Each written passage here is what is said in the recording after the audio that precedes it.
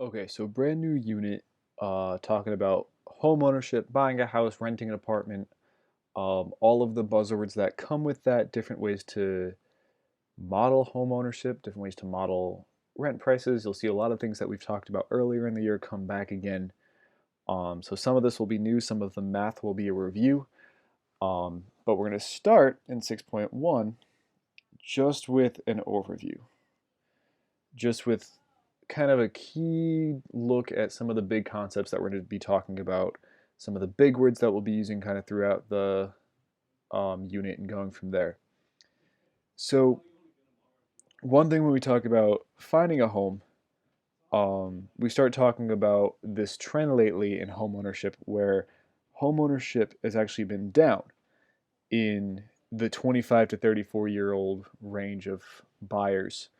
Um, a lot of people this age are actually opting instead to stay at home with their parents or rent instead, um, versus buying a home, taking out a mortgage, and all of that. And one of the big questions that we look at or want to look at is why is this hesitancy there? Why are these people so unsure about buying a house, and why don't they just go out and buy a house? Well, one of the immediate answers that I can give is that this is a significant purchase, right? Houses are hundreds of thousands of dollars at least. Um, and it's a long-term investment, right? It's a 30-year loan that we're taking out. And I mean, even based on our median listing price here from our backyard here in South Kingstown, um, a median price of almost $450,000 is not a small loan.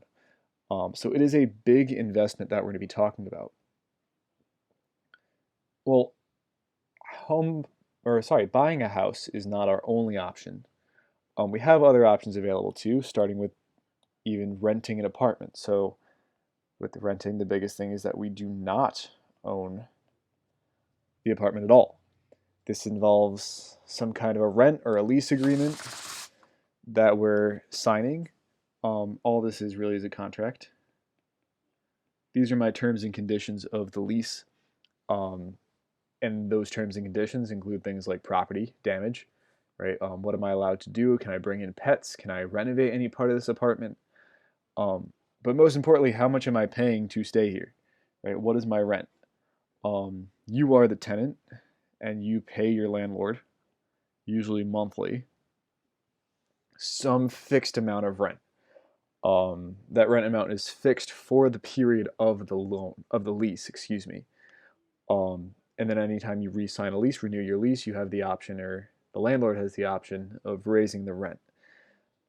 Well, so what happens when you violate that lease, or how do you violate that lease? Well, you could either kind of fall behind in your payments, right? You could not pay your rent, um, but any other term violation of the terms and conditions. So anything else that would violate the terms and conditions of the lease agreement would definitely cause you to lose your apartment and be evicted. I'll talk a little bit more about that shortly. Apartments, usually, kind of stereotypically speaking, may be smaller than a house. Occasionally, they may also be cheaper than a house. As we'll see throughout this section, this is not the norm. It's not always the case, but most often we see this to be true. In terms of budgeting, some sources suggest that you plan to put about 25 to 30% of what we call your gross income toward a rent payment. And by gross income, I just mean your total before taxes are taken out. So apartments, you do not own the apartment, you rent the apartment through a landlord, and agree to basically just borrow the space, for lack of better definition. So kind of moving up in terms of how much of the property you own, we get to condominiums. We're talking about some kind of a partial ownership. Right? You don't own the whole property, but you own a good chunk of it. So we're starting now to talk about buying the property. All right, well, if I don't own the whole thing, what part of it do I own? You basically own everything inside the walls of the property, inside the walls of your unit. Oftentimes the condo is split up into separate units, sometimes in one giant property that is split off, or a whole bunch of smaller properties. But regardless, whatever your unit is, you are responsible for everything inside, and you're able to kind of do as you please. So if you wanted to tear out the carpet, you wanted to paint the wall, you wanted to knock down a wall, you're more than likely allowed to. Well, so if you don't own the whole thing, who maintains everything else? And that would be your landlord. So the landlord owns or is responsible for maintaining everything else. So kind of the exterior of the property, any grounds or common areas, and what would that look like? Well, that could be anything from a parking lot or a driveway, any sort of common amenities. So maybe your condo complex has a tennis court or a pool or something like that, that is commonly used by everybody, or everybody has access to. This is kind of an in-between, right? So if we think about kind of a scale from an apartment to a house, the condo kind of falls somewhere in the middle. Condo kind of falls smack in the middle here, and covers a wide range of things, right? You can rent a condo, so in that case, if you do rent the condo, it feels maybe a little more on this end toward an apartment. Sometimes your condo can look like a house that's just been cordoned off into separate units. In that case, maybe it feels more like a house. But the point with the condo is that you don't own the entire property, right? You're responsible for just the inside pieces. Of course, the big case where you do own everything is a single family home, right? You have full ownership of the property. We're talking about buying still. You are completely in control of the property. You are able to renovate, redo, tear down, tear up, whatever you want as you see fit, provided it falls under your city's zoning laws. Right? So the one thing you have to just be careful with is your city or your town zoning laws for, well, maybe I can't put a 12-foot tall stone wall around my property to block out my neighbors, because that's not what the city will allow me to do. But within those laws, you're able to renovate and redo as you see fit.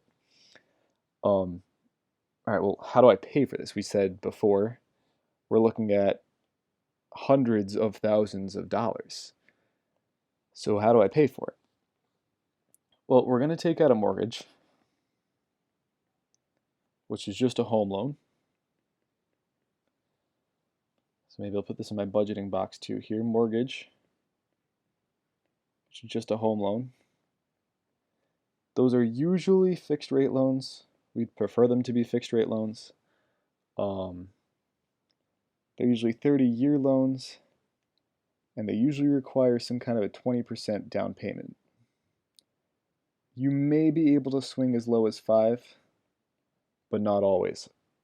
There are incentives for first-time home buyers. There are incentives for other types of cases. In that case, you might be able to put less down. But obviously, from when we talked about down payments, when we talked about cars, that means you'll be paying more on the loan in the long run. So you have a mortgage, you have a home loan. Thinking back to our discussion of credit and loans, remember that this is a secured, fixed interest installment loan. Right, so secured, so there's collateral, we'll talk about that later. We would prefer to have a fixed interest rate on these loans, and they're installments, right? I have a set balance that I have to pay off, and I have to do it in 30 years. That's kind of where we're going here. Well, this is a huge investment, so obviously I might be a little bit hesitant and might drag my feet a little bit. One of those concerns and one of those reasons why is the 2008 recession, especially if you think about what I'd said earlier about millennials, generally these 25 to 34 age range, are hesitant to buy a house. Why? Well, they grew up on the young end, they were in 6th or 7th grade. On the upper end, they were, oh, I don't know, maybe their early 20s, just getting ready to buy a house. So there's a lot of hesitancy then to see that economy collapse around you and to actually go through that and remember going through that. Um, that perhaps this might cause some of the hesitancy around buying a house. You don't want to see this happen to you too. So we'll talk more about the implications of the 2008 recession later on in the unit, even though it was 12 years ago at this point. Um, we're still feeling the effects of it. We're still reeling from the effects of it. Um, and buying houses based on this impact. So we'll come back to what this means later, but this is something to keep in the back of our minds.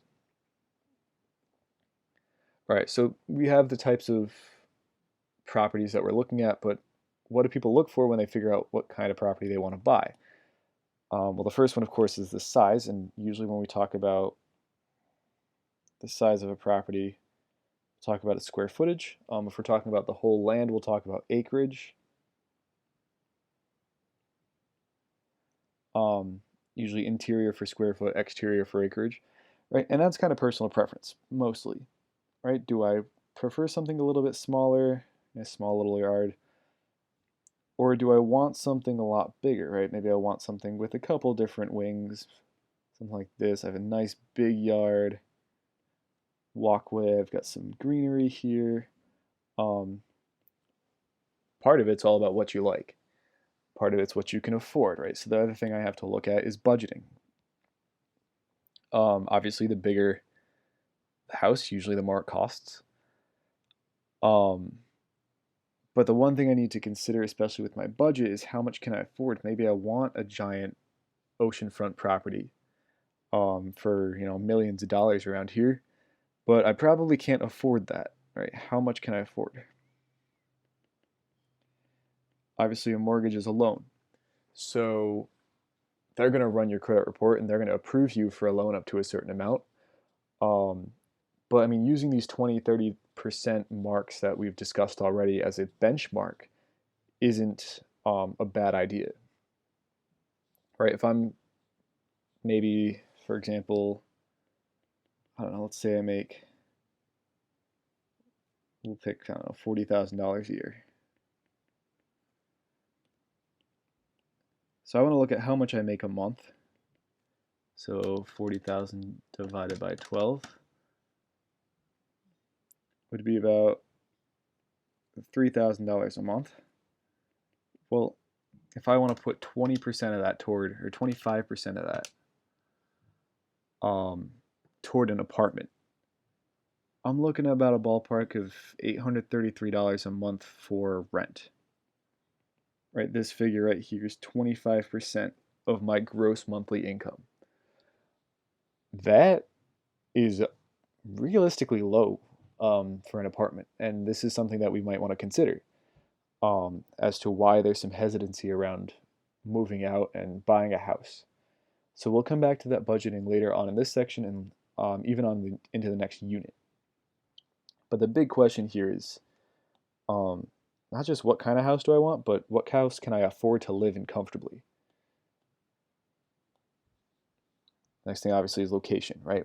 Am I looking for maybe more of an urban setting, something more closer to the city? Looking for something more suburban?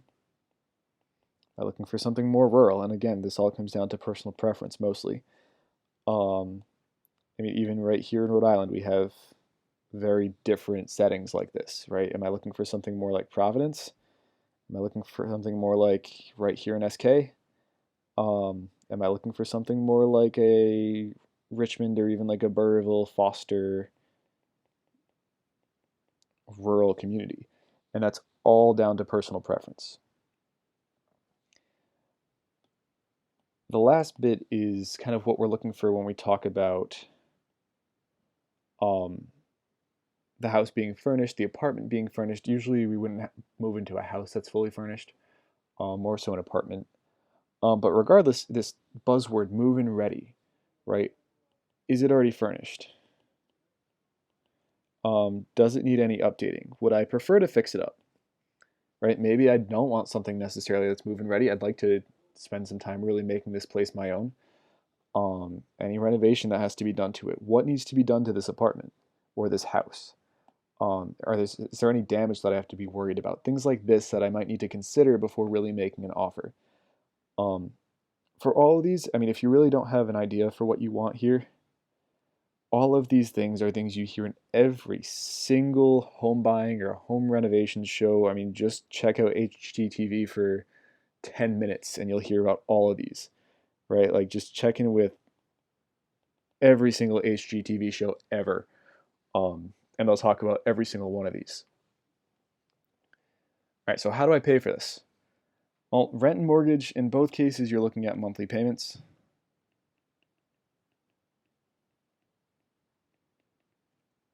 Right, in either case, you're looking at monthly payments. We'll start with mortgage. Mortgage tends to be a little more interesting um, because we're actually looking at not just the fact that this is a loan, which means there's some kind of an impact on your credit, but we're also looking at an investment, right? If I'm buying a house, I'm gonna fix it up. I'm gonna do things to it. It's gonna drive up the value of the house, um, with the hopes that if I ever sell the property, I wind up making more on the sale than I paid for when I bought it. We'll talk about this difference between what you paid for it and what the house is worth later. It's called equity. We'll come back to it. Um, but house is an investment, and that's the biggest thing, is what can I do to this place to drive up its value, make it worth selling, make it worth buying. Whereas with rent, your money's not really going anywhere, right? There's no investment, there's no return on the money that you're putting into this. You're just giving them the money so you can continue to live in that property. Um, you can really think about this difference like when we talked about buying a car and we talked about leasing versus loaning a car, right? Leasing versus financing. It's very much the same thing. Obviously, if you can buy a house, there's the chance of you losing the house. Um, Eviction and foreclosure are essentially the same thing. Regardless of what happens, you lose your home. It's not good. With an eviction, we're usually talking about some kind of rental, um, where the landlord says you have violated our agreement. Um, you can no longer live in this property. Right, so some kind of violation of our agreement, of our lease agreement, our contract. Foreclosure, we're usually talking about a loan through the bank. Remember I said that a mortgage is a secured loan. There's some kind of collateral involved with this loan. That collateral is your house. So usually if we're talking about a foreclosure, we're talking about defaulting on your payments, on your loan. Right? You fall behind on your payments, you're no longer able to keep up with your loan payments. You default on your loan, you lose your house. Another preview of the recession, when we talk about that later on in the unit, this was a huge concern for the 2008 recession, was a lot of these houses being bought, all of these ridiculous loans being approved all of a sudden, and then when the market turned around, nobody could afford to pay their loan payments, everybody lost their house. This was a huge part of the recession, and it's something that we're going to talk about as it gets closer. So this foreclosure has some kind of a connection to the recession later on. And the other part too is this whole process of buying a house, right? What goes into this? And these are kind of out of order, but that's okay. So when I talk about closing, this is really the process of actually becoming the owner of the house. Owner of the house. You've already accepted an offer. You've already said, okay, I will buy the house for this much. I'm starting to fill out the paperwork. That's closing. If you go to closing your house, you've already basically bought the house. You're just transferring ownership. With a deposit, we're usually talking more about our rent, um, any sort of rental. So your security deposit, these would be things like